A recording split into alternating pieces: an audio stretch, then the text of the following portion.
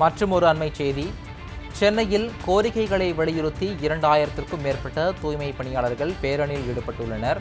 பணிக்காலத்தில் உயிரிழக்கும் தொழிலாளர்களுக்கு உரிய நிவாரணம் மற்றும் வாரிசுக்கு பணி வழங்கக் கோரி பேரணி நடைபெற்றுள்ளது. இயற்கை பேரிடர் காலங்களில் மக்களின் பொது சுகாதாரத்தில் முன் நிற்கும் தூய்மை பணியாளர்களை பணி நிரந்தரம் செய்ய வலியுறுத்தியுள்ளனர். மேலும் வாரத்தில் ஒரு நாள் விடுப்பு வழங்க வேண்டும் உள்ளிட்ட கோரிக்கைகளை வலியுறுத்தி தூய்மை பணியாளர்கள் போராட்டம் நடத்தியுள்ளனர். சமூக நீதிக்கு எதிராக தாவேக அரசு செயல்படுவதாக தூய்மை பணியாளர்கள் கண்டனம் தெரிவித்துள்ளனர். நடிகர்களை நேரில் சந்தித்து பேசும் முதலமைச்சர் விஜய் தங்களையும் நேரில் சந்தித்து கோரிக்கைகளை கேட்க வேண்டும் என தூய்மை பணியாளர்கள் தெரிவித்துள்ளனர். தூய்மை பணியாளர்களின் வயிற்றில் அடிக்க வேண்டாம் என தாவேக அரசுக்கு கோரிக்கை வைத்துள்ளனர். அண்மை செய்தியாக பார்த்துக் கொண்டிருக்கிறோம்.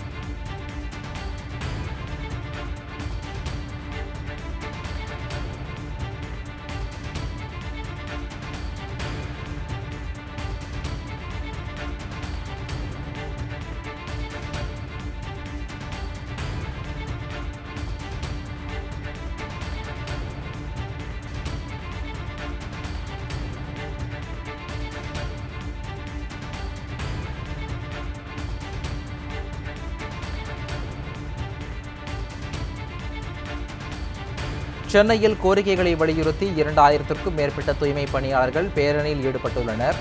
பணிக்காலத்தில் உயிரிழக்கும் தொழிலாளர்களுக்கு உரிய நிவாரணம் மற்றும் வாரிசுக்கு பணி வழங்க கோரி பேரணி நடத்தியுள்ளனர். இயற்கை பேரிடர் காலங்களில் மக்களின் பொது சுகாதாரத்தில் முன்னிற்கும் தூய்மை பணியாளர்களை பணி நிரந்தரம் செய்ய வலியுறுத்தியுள்ளனர். மேலும் வாரத்தில் ஒரு நாள் விடுப்பு வழங்க வேண்டும் உள்ளிட்ட கோரிக்கைகளை வலியுறுத்தி தூய்மை பணியாளர்கள் போராட்டத்தில் ஈடுபட்டுள்ளனர். சமூக நீதிக்கு எதிராக தாவேக அரசு செயல்படுவதாக தூய்மை பணியாளர்கள் கண்டனம் தெரிவித்துள்ளனர். நடிகர்களை நேரில் சந்தித்து பேசும் முதலமைச்சர் விஜய் தங்களையும் நேரில் சந்தித்து கோரிக்கைகளை கேட்க வேண்டும் என்று தூய்மை பணியாளர்கள் தெரிவித்துள்ளனர். தூய்மை பணியாளர்களின் வயிற்றில் அடிக்க வேண்டாம் என தாவேக அரசுக்கு கோரிக்கை வைத்துள்ளனர். மேலும் தங்களை சந்திக்க மறுக்கும் முதலமைச்சர் விஜய்க்கு தூய்மை பணியாளர்கள் கண்டனம் தெரிவித்துள்ளனர்.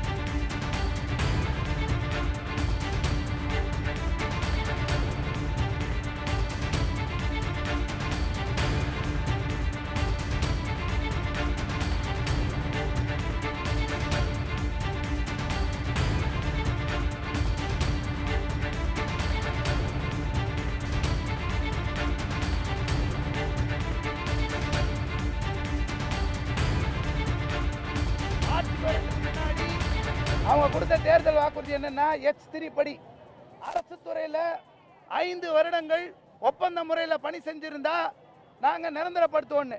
இப்போ இன்னைக்கு இந்த அறிவிப்பு என்பது இன்னைக்கு வெளியில வந்திருக்குன்னா 12 மாநகராட்சி தனியார் அனுப்புறதுக்கு என்ன மாதிரி சமூக நீதி அரசு என்பது நடக்குது.